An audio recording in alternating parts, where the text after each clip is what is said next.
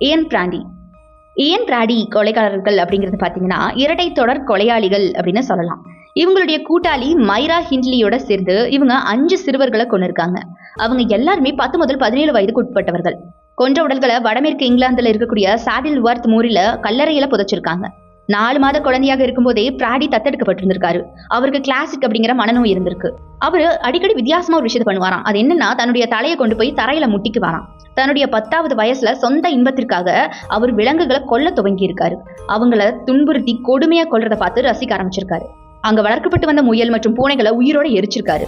அது போக 17 வயதான இவருடைய நண்பரான டேவிட் ஸ்மித்தை தன்னோட சேர்ந்து கொலை குற்றங்களை செய்யும்படி தூண்ட ஆரம்பிச்சிருக்காரு. ஆனா ஸ்மித் இந்த தகவல்களை போலீஸ் கிட்ட சொல்லிட்டாராம். இதனால இவர்களை தண்டிப்பதற்கு ஸ்மித் முக்கிய சாட்சியா இருந்திருக்காரு. பிராடியை பற்றி ஸ்மித் கூறும்போது என்ன சொல்லியிருக்காரு தெரியுமா? பிராடி குழந்தைகளை கொல்லும் ஒரு கோழையான ஆள், உண்மையில அவன் ஒரு மனுஷனே கிடையாது அப்படின்னு சொல்லியிருக்காரு. ஆனா பாருங்க, பிராடி ஒரு சீரியல் கில்லர் அப்படிங்கிறது அப்போ இருந்த கேஸ்ல யாருமே கண்டுபிடிக்கலையாம். வருங்காலத்துல தான் தெரிஞ்சிருக்கு அவன் மனரீதியா பாதிக்கப்பட்ட சீரியல் கில்லர் ஆகியிருக்கான்.